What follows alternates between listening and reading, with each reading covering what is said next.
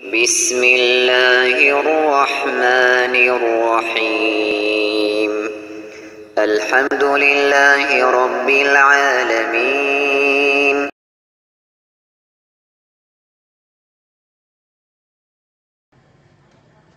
بسم الله الرحمن الرحيم السلام عليكم ورحمة الله وبركاته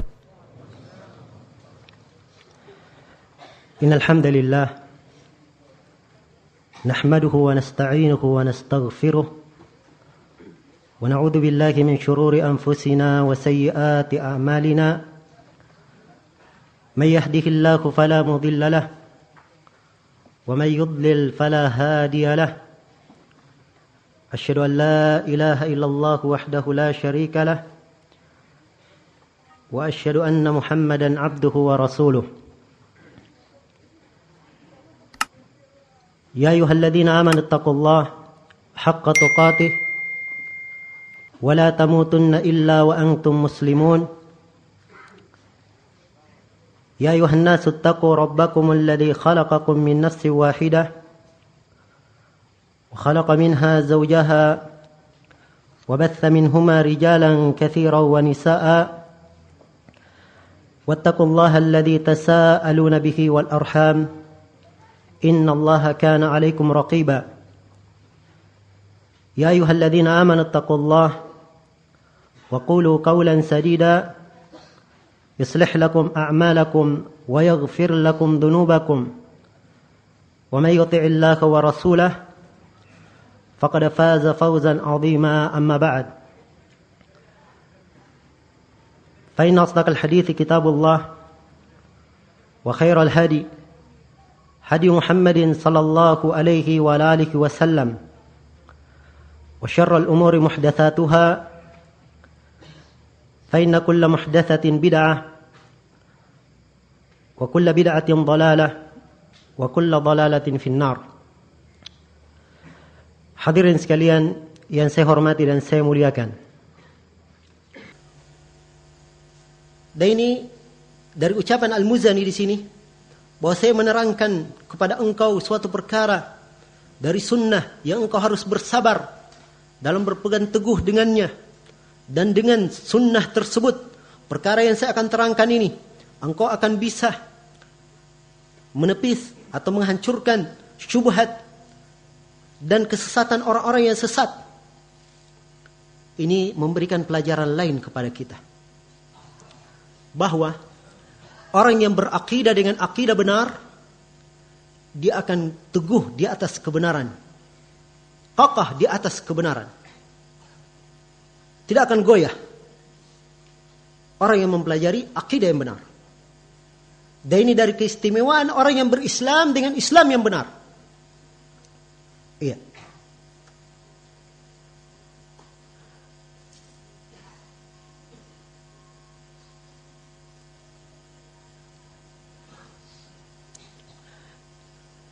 Sebab orang yang berakidah dengan akidah yang benar, pada dirinya terdapat prinsip-prinsip dan keyakinan yang membuat dirinya teguh. Yang membuat dirinya teguh, tidak goyah. Sampai kata sebagian para ulama, engkau melihat ahli sunnah yang kuat akidahnya. Kadang orang ini di depan ahlul bid'ah dia didebat, kalah dalam perdebatan. Demikian kalah dalam perdebatan. Ia di depan zahirnya kalah, tetapi hatinya kokoh seperti gunung. Tidak goyah akidahnya dengan ucapan ahlul bid'ah tersebut. Mungkin dia pulang ke rumahnya, buka-buka bukunya, dia akan ketemukan jawaban dari syubhat yang diucapkan oleh ahlul bidah tersebut, kembali dia bantah. Sehingga dia sendiri akan memberikan pelajaran bagi dirinya bahwa saya harus banyak menghafalkan ilmu. Sehingga selain dari kekokohan di dalam diri, hujahnya juga kuat di lisannya. Nah, dan ini pentingnya mempelajari akidah, mendengarkannya, memahaminya, sekaligus menghafalkan dalil-dalilnya. Menghafalkan dalil-dalilnya.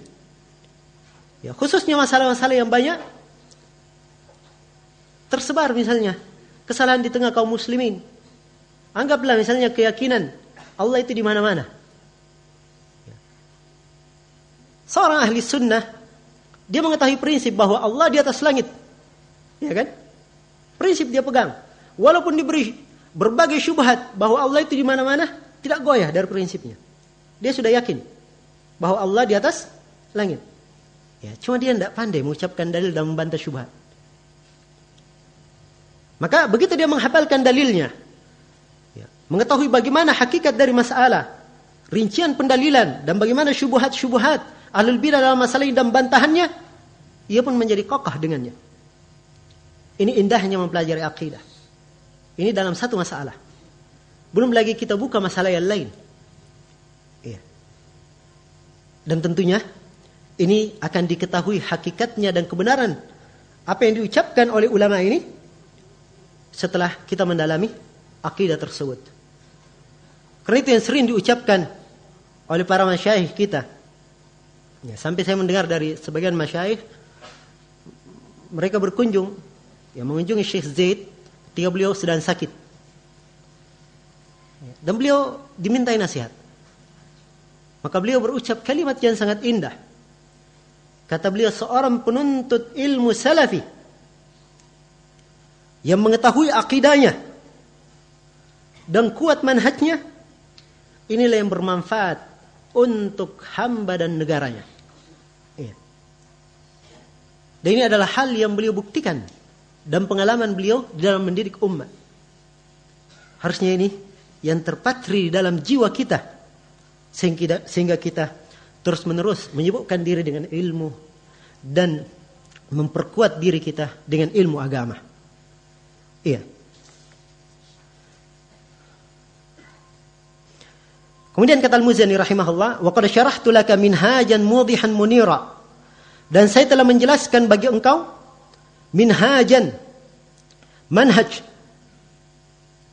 mudihan, yang menjelaskan, muniran, yang sangat terang. Di sini menunjukkan bahwa akidah ahli sunnah mempunyai ciri dan karakteristik yang sangat agung. Akidah ahli sunnah sifatnya jelas, tidak ada setitik kesamaran pun, dan tidak ada keraguan dalam akidah ahli sunnah. Iya. Semuanya adalah perkara jelas. Muniran, sangat terang. Kalimat munir, ya, bukan terang pada dirinya saja, namun dia terang pada dirinya dan menerangi yang lainnya. Itu kalimat munir, sebab dia dari kalimat anara. Ya. Mengobarkan api atau menyalakan cahaya. Cahaya terang pada dirinya dan menerangi yang lain. Dan demikian sifat akidah ahli sunnah. Akidah ahli sunnah adalah akidah yang jelas. Saking jelasnya Allah memerintah kepada Rasulnya, Qul hadihi sabili ad'u ila Allahi ala basirah ana wa man ittaba'ani. Katakan wahai Muhammad, hadihi sabili, ini jalanku. Suruh tunjuk, ini jalanku. Saking jelasnya jalan ini. Saya menyuruh ke jalan ini. Saya dan orang-orang yang mengikutiku ala basirah. Iya. Dan Allah Subhanahu wa taala berfirman, "Wa kadzalika nufassilu al-ayat wa litastabina sabilul mujrimin." Dan demikianlah kami merinci, menjelaskan ayat-ayat. Dengan jelasnya ayat-ayat ini, jelas pula jalannya orang-orang yang mujrim.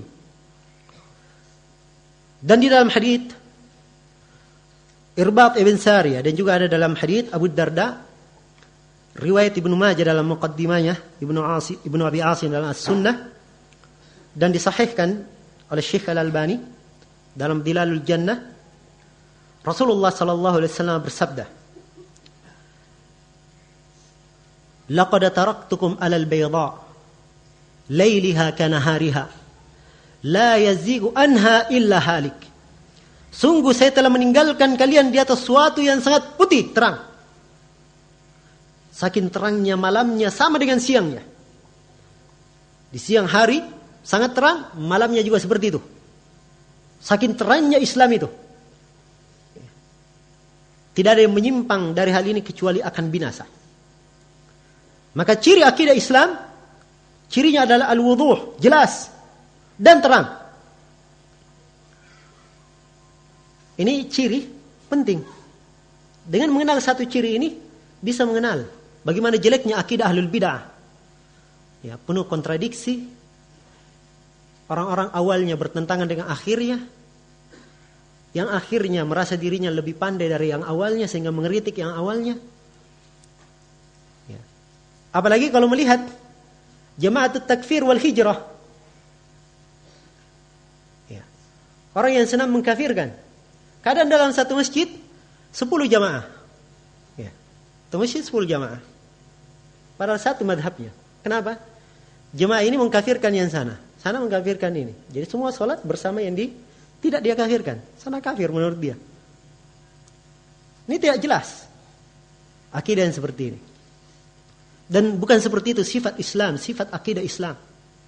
Akidah Islam jelas dan terang. Ya. Kata beliau, lam alu nafsi wa iyyaka fihi nushan. Kata beliau, sungguh saya telah menjelaskan kepadamu manhaj yang jelas lagi terang, yang saya tidak mempedulikan diriku dan dirimu di dalamnya sebagai bentuk nasihat. Ya. Jadi beliau mencurahkan segala upaya, usaha. Ya. Walaupun derita yang beliau alami, beliau tidak pedulikan dirinya. Namun ini adalah nasihat bagi engkau. Dan demikianlah, sebagaimana yang saya terangkan, ciri seorang alim adalah dia dikenal sebagai nasih, penasihat di tengah umat, mengharapkan kemaslahatan, kebaikan bagi umat. Kemudian kata Al-Muzani rahimahullahu ta'ala, bada'tu fihi bihamdillahi dirrushdi wa tasdid. Ya. Saya memulai di dalam buku ini dengan menyebut atau dengan memuji Allah yang maha memiliki petunjuk dan pengokohan.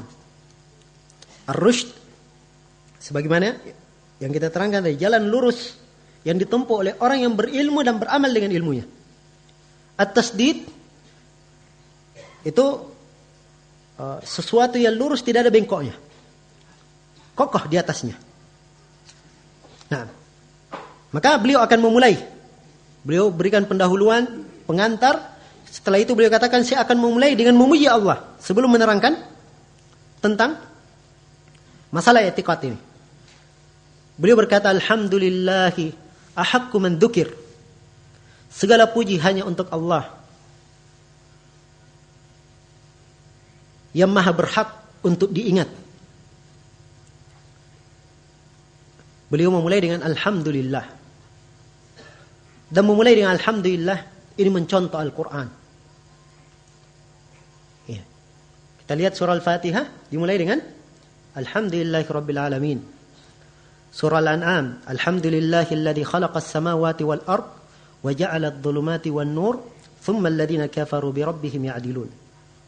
Segala puji hanya untuk Allah yang menciptakan langit dan bumi dan menjadikan kegelapan dan cahaya, kemudian orang kafir berpaling darinya. Di surah Al-Kahfi, alhamdulillahilladzi anzala ala abdihi alkitaba wa lam yaj'al lahu iwaja. Juga dimulai dengan alhamdulillah. Di surah Saba, alhamdulillahilladzi lahu ma fis samawati wa ma fil ard wa lahul hamdu fil akhirah. Segala puji hanya untuk Allah. Baginya lah ya segala yang di langit dan segala yang di bumi, dan baginya lah segala pujian di akhirat. Iya. Di surah Fatir, alhamdulillahi fatiris samawati wal ard. Sampai akhir ayat. Nah, demikian banyak dalam Al-Quran dimulai dengan alhamdulillah. Maka beliau di sini memulai dengan alhamdulillahi ahaqqu man dzukir. Segala puji hanya untuk Allah yang paling berhak untuk diingat. Alhamdu, alif lam di sini lil istighraq. Kata hamd itu kalimat tunggal dalam bahasa Arab. Tapi karena ada alif lamnya, maka di sini yang diinginkan jenis pujian. Artinya segala jenis pujian itu hanya milik Allah Subhanahu wa ta'ala. Iya. Segala jenis pujian hanya untuk Allah Subhanahu wa ta'ala. Nah, sebenarnya banyak masalah ya yang saya bisa uraikan di sini. Apalagi di masa ini banyak syubhat dari ahlul bidah. Ya, ketika tadi melewati Bismillahirrahmanirrahim, kita ada pembahasan yang kadang dipakai oleh ahlul bidah dari sisi bahasa. Mereka mengelabui kaum muslimin. Atau seperti ini, alhamdulillah. Nah, mungkin ada yang mendengar tentang jemaah Isa Bugis. Pernah dengar? Ya. Mengaku ia sebagai nabi. Al-Quran itu sebenarnya bukan bahasa Arab. Nabi Muhammad bukan dari orang Arab. Iya. Ya. Mau bukti bahwa Al-Quran bukan bahasa Arab. Banyak kontradiksi dalam Al-Quran. Dia bawakan ayat. Waja'a rabbuka wal malaku saffan saffa. Datang Rabbmu wal malaku. Al-malak di sini apa? Mufrad? Tunggal atau jamak? Ya jawabannya pasti kan tunggal. Jadi katanya datang Rabbmu. Rabb pasti satu. Kemudian malaikat satu malaikat. Datang Rabb dan satu malaikat bersaf-saf. Ya, bagaimana caranya? Rabb satu malaikat bersaf-saf. Ini menunjukkan bukan bahasa Arab. Ya. Nah, ya bisa juga mengelabui orang dengan cara seperti itu. Tapi antum paham kalimat tadi, alhamdulillah, saya katakan alif lam lil istighraq. Semua jenis pujian, sama di situ malaikat. Al-malak semua jenis malaikat didatangkan, bukan satu saja. Tapi alif lamnya menunjukkan jenis. Iya.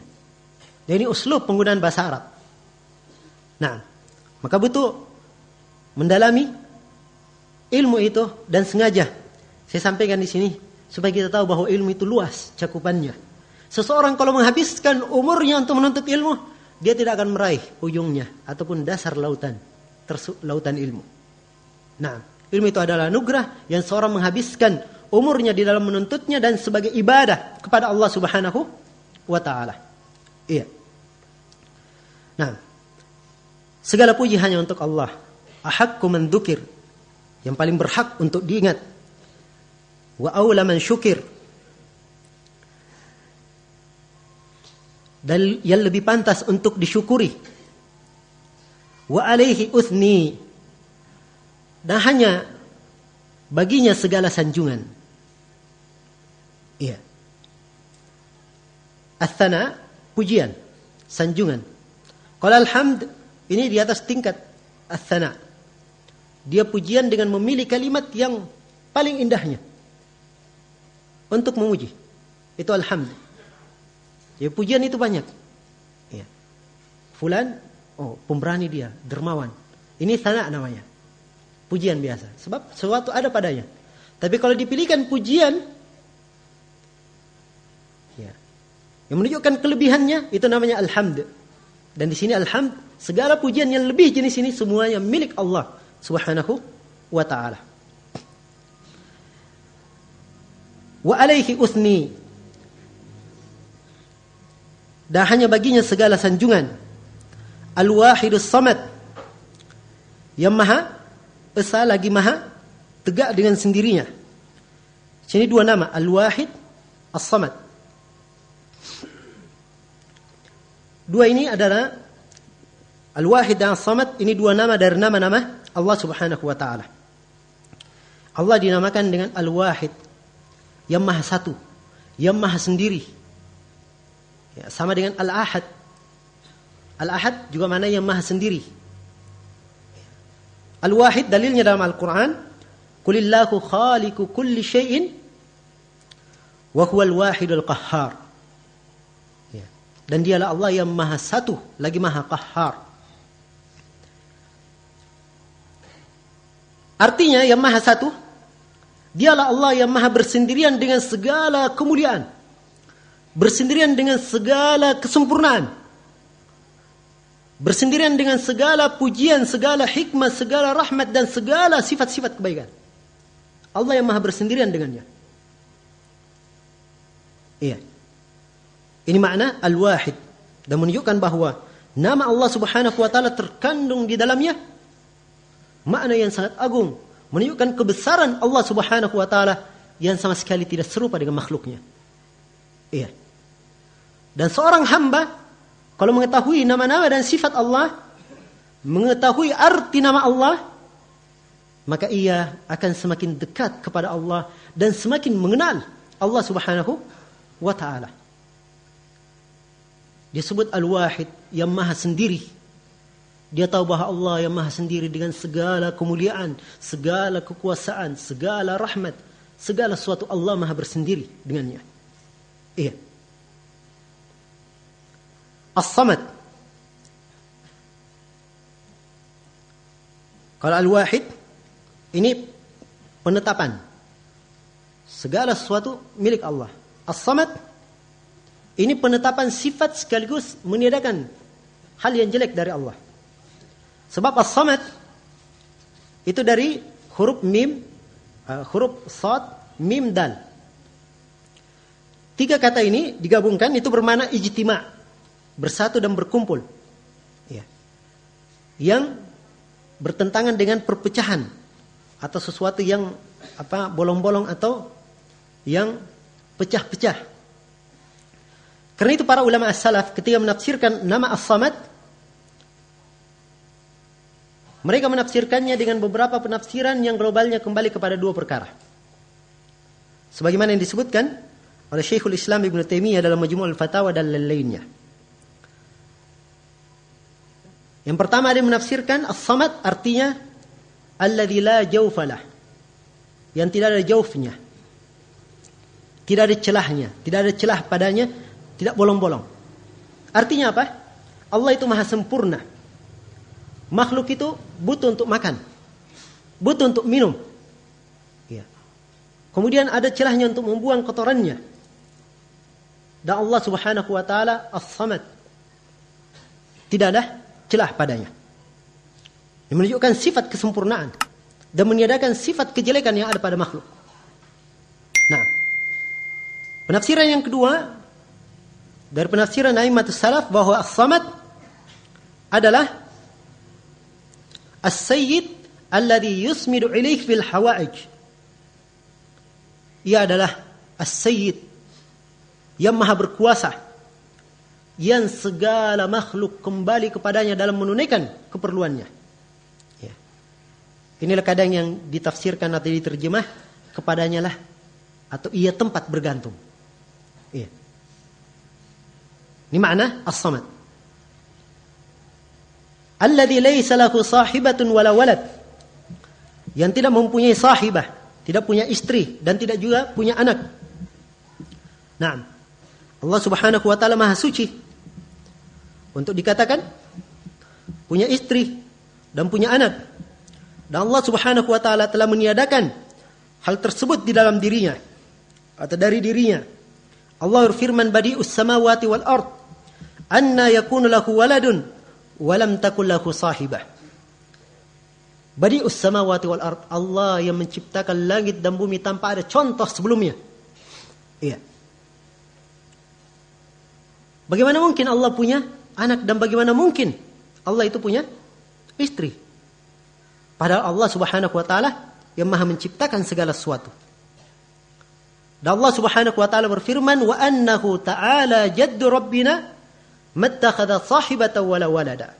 Sungguhnya maha tinggi kekuasaan, kebesaran Rabb kita. Tidaklah pantas ia mempunyai istri dan tidak pantas punya anak. Nah, dan Allah Subhanahu wa taala berfirman, lam yalid wa lam yulad wa lam yakun lahu kufuwan ahad. Semua dalil-dalil tentang hal ini. Dan di sini kita lihat penulis mengumpulkan antara al-itsbat wan nafi. Pertama beliau tetapkan nama-nama Allah yang maha satu, yang kepadanya lah segala makhluk kembali menunaikan keperluannya. Setelah itu penulis menyebutkan hal-hal yang harus ditiadakan dari Allah. Iya. Dan ini an-nafi wal itsbat. Nah, ada penetapan dan ada peniadaan. Ditetapkan untuk Allah segala sifat kemuliaan dan ditiadakan dari Allah segala sifat kejelekan. Yang sifat peniadaan ini adalah menetapkan sebaliknya. ditiadakan dari Allah sifat tidur. Sebab tidur adalah kelemahan makhluk. Ya, maka Allah tidaklah tidur sebagaimana diterangkan dalam ayat kursi. Maka ditetapkan dari peniadaan tersebut bahwa Allah Maha hidup, ya, Maha kuat, dan segala sifat pujian untuk Allah Subhanahu wa taala yang ditetapkan dari penafian tersebut. Nah, dan tentunya ini butuh uraian, namun kita hanya menyinggung secara global. Dikatakan di sini Jalla 'anil mathil, Maha agung untuk dikatakan ada yang semisal dengannya. Iya. Fala syabiha lahu wala adil. Tidak ada yang semisal, tidak ada yang serupa dengannya, dan tidak ada tandingan baginya. Nah, yaitu Allah Subhanahu wa taala Maha agung untuk dikatakan Allah punya tandingan, ada yang menyerupainya. Sebab dialah Allah yang bersendirian dengan segala kesempurnaan. Maha sempurna zatnya, nama-namanya, sifat-sifatnya. Dan Allah Subhanahu wa taala meniadakan dari dirinya hal yang menyerupainya. Allah berfirman, "Laisa kamitslihi syai'un wa huwas samiul basir." Allah itu tidak serupa dengan suatu apapun, dan dialah Allah yang Maha mendengar lagi Maha melihat. Dan juga Allah Subhanahu wa taala berfirman, "Hal ta'lamu lahu samia?" Apakah kalian tahu Allah mempunyai tandingan? Ya. Nada pengingkaran, penafian bahwa tidak ada tandingan bagi Allah Subhanahu wa taala. Iya. Fala syabiha lahu wala adil. Tidak ada yang serupa dengannya dan tidak ada tandingan baginya. As-Sami'ul Basir, yang Maha mendengar lagi Maha melihat. Ya. As-Sami', yang Maha mendengar segala sesuatu yang terdengar. Iya. Dan pendengaran Allah Subhanahu wa taala meliputi segala sesuatu. Apakah itu di langit, di alam yang atas maupun yang di bawah, suara yang keras maupun suara yang tersembunyi. Iya. Semuanya didengar oleh Allah Subhanahu wa taala. Dan tidaklah perbedaan-perbedaan suara tersebut menyibukkan Allah Subhanahu wa taala, dan tidak pula Allah disibukkan perbedaan bahasa yang digunakan oleh hamba tersebut. Allah Maha mendengar. Sawa'um minkum man asarral qawla wa man jahara bih. Sama saja di antara kalian siapa yang menyembunyikan ucapannya dan siapa yang terang-terangan di dalam mengucapkannya. Dan Allah Subhanahu wa taala berfirman, "Qad sami'a Allahu qawlan allati tujadiluka fi zawjiha wa tashtaki ila Allah wallahu yasma'u tahawurakuma innallaha sami'un basir." Sungguh Allah telah mendengar ucapan perempuan yang berbicara kepada kamu tentang suaminya dan dia mengeluh kepada Allah. Jadi awal ayat dikatakan qad sami Allah telah mendengar dengan lafaz fi'il madhi. Kemudian dikatakan wallahu yasma'u tahawurakuma, dan Allah mendengar dengan fi'il mudhari. Dan Allah mendengar pembicaraan kalian.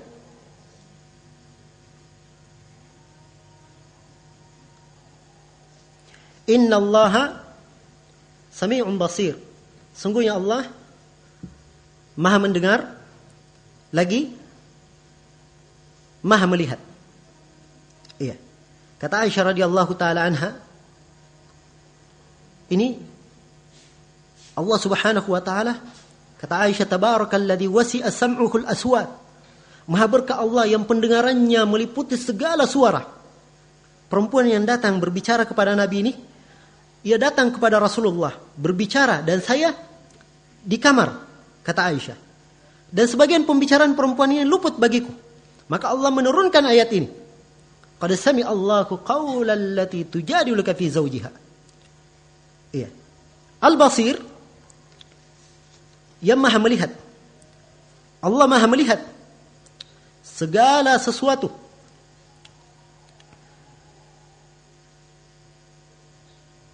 Dan sangat banyak sekali dalam Al-Quran digandengkan antara As-Sami' Al-Basir. Dan ini tentunya punya hikmah, ya, dan punya rahasia-rahasia yang diterangkan oleh para ulama. Iya. Namun kelihatannya untuk menguraikan hal tersebut kita butuh untuk banyak menguraikan kaidah-kaidah seputar nama-nama dan sifat Allah Subhanahu wa taala. Namun di sini saya terangkan global. Dikatakan di sini Al-Alimul Khabir. Iya. Yang maha berilmu lagi maha mengetahui. Al-Alim maha berilmu. Al-Khabir maha mengetahui. Ya, sebenarnya maha berilmu, maha mengetahui sama saja.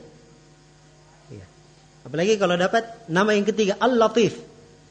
Semuanya juga diterjemah yang maha mengetahui. Sisa apa perbedaannya? Kata Syekh Ibnu Utsaimin, perbedaannya Al-Alim maha mengetahui segala hal yang zahir dan nampak.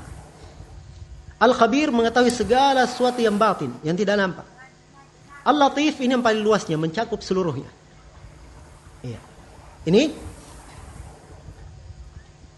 nama Al-Alim Al-Khabir. Yang maha berilmu lagi maha mengetahui.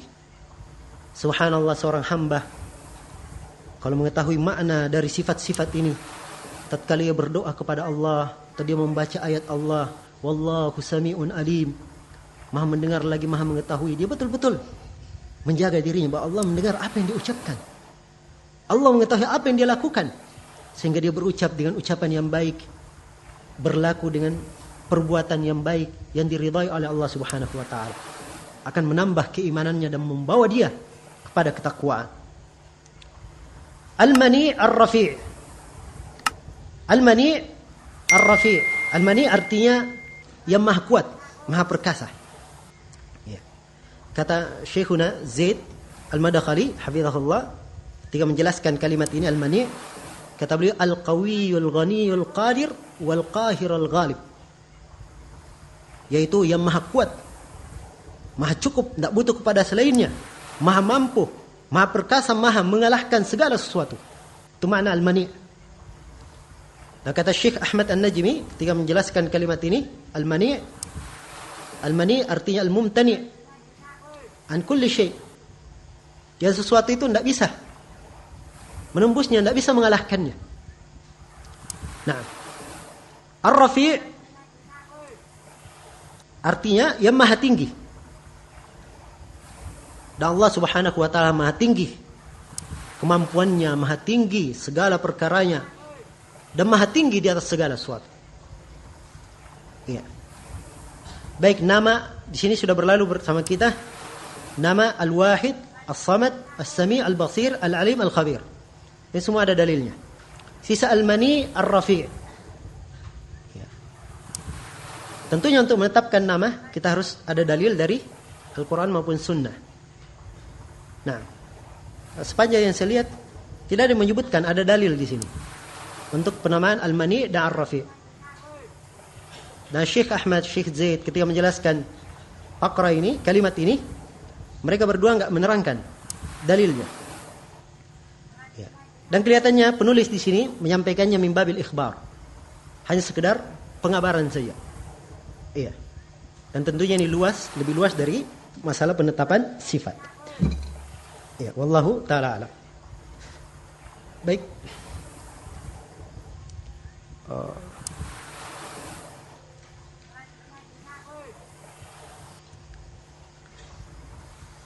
Ya, kelihatannya dicukupkan dulu sampai sini.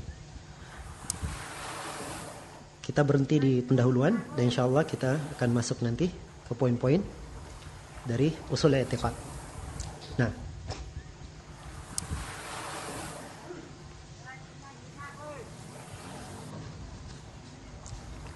baik, kalau ada pertanyaan saya persilahkan. Ini ada bab pertanyaan atau enggak? Nah. Ya, Allah.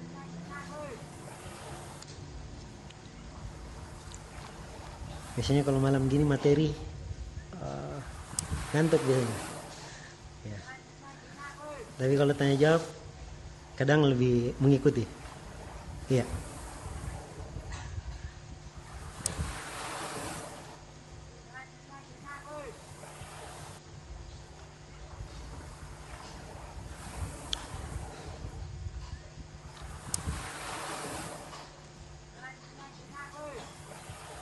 Coba pertanyaan tertulis.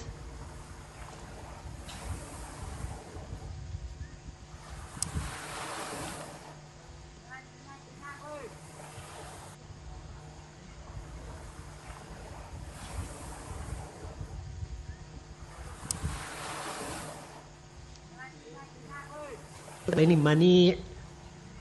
Jadi beda antara mani panjang dengan mani. Kalau mani betul ada. Ya. Al-mani tapi harus digandengkan dengan nama yang lainnya al-mu'ti. Itu dua nama yang harus disebutkan bersamaan. Mani dengan mu'ti. Karena itu dalam doa la mani lima ataita wala mu'tiya lima mana'ta. Harus digandengkan. Dari nama-nama Allah ada yang disebutkan sendirian, ada yang disebutkan disandarkan, dan ada yang disebutkan dengan digandengkan. Ya.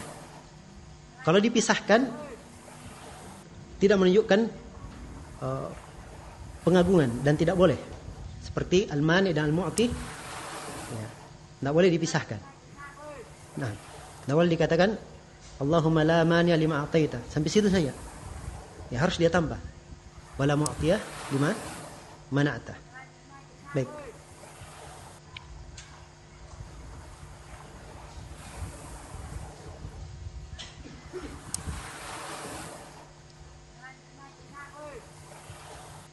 Ya. Silakan.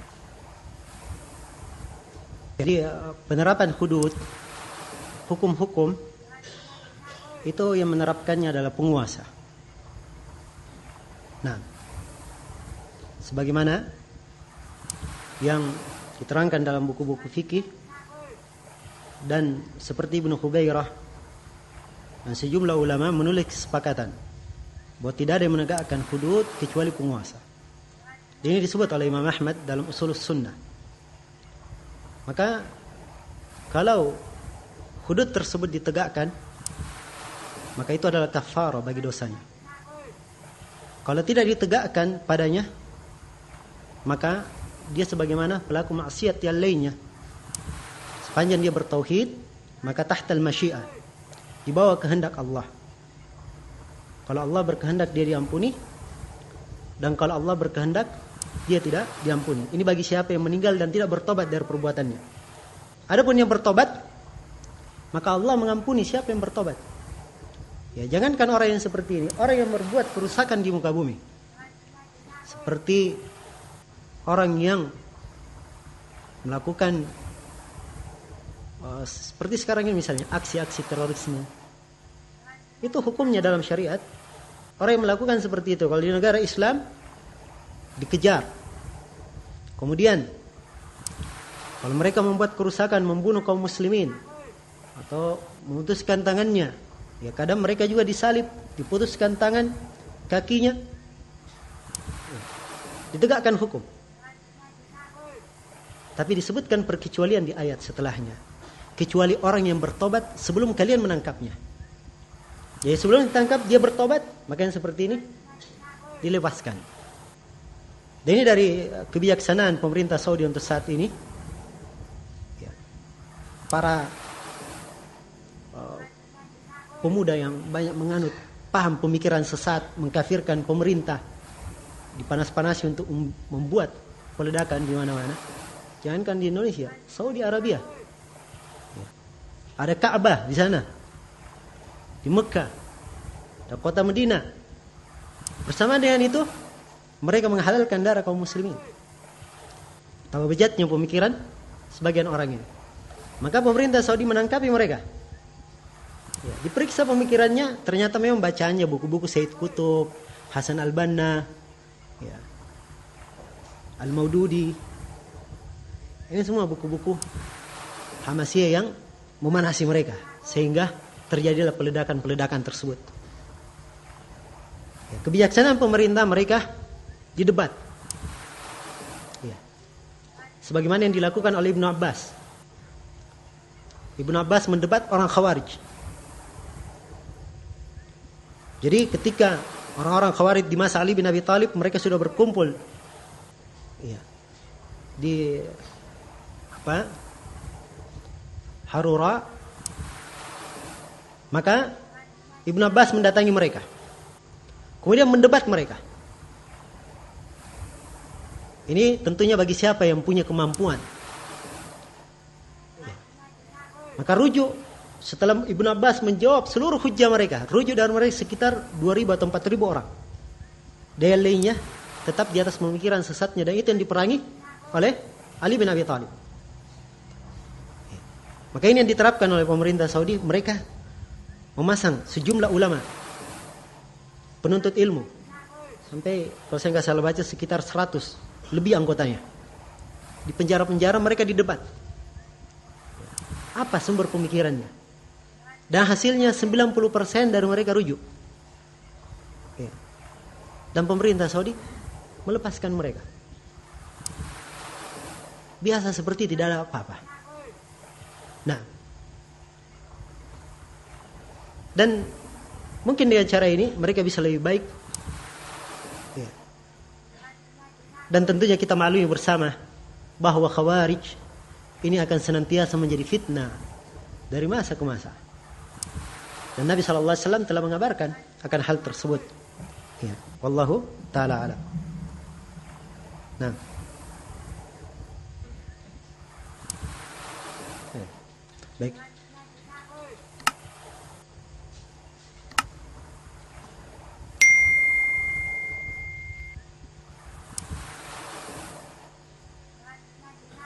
Apakah boleh sholat di belakang imam yang kain di bawah mata kakinya? Maksudnya dia memakai pakaian dan kainnya melewati mata kaki. Bolehkah hal tersebut sedangkan dalam hadits orang yang sholat dan kain di mata kakinya tertolak? Pertama, haditsnya ini ada perbincangan di kalangan para ulama. Apakah haditsnya kuat atau tidak? Dan yang benarnya haditsnya adalah hadits yang lemah. Kalau haditsnya lemah, maka kembali kepada hukum asal, sholat di belakangnya adalah syah. Andai kata haditsnya kuat, maka makna tertolaknya di situ bukan tertolak dalam artian tidak syah, untuk mengkompromikan dengan dalil-dalil yang lainnya, di mana Rasulullah SAW bersabda, sebagaimana dalam riwayat Bukhari dan Muslim, "Sallu fa in asabu falakum walahum, wa in akhtau falakum alaihim." Salatlah kalian di belakang mereka. Ini tentang imam yang mengakhirkan salat sampai kadang keluar waktunya. Maka Nabi berkata, salatlah kalian bersama mereka. Kalau mereka itu benar salatnya, pahalanya untuk mereka dan untuk kalian. Dan kalau mereka salah salatnya, pahalanya untuk kalian, dosanya ditanggung oleh mereka. Nah. Baik, saya kira cukup dulu sampai sini. Subhanakallah wa bihamdik, asyhadu an la ilaha illa anta, astaghfiruka wa atubu ilaik, walhamdulillahirabbil alamin. Wassalamualaikum warahmatullahi wabarakatuh.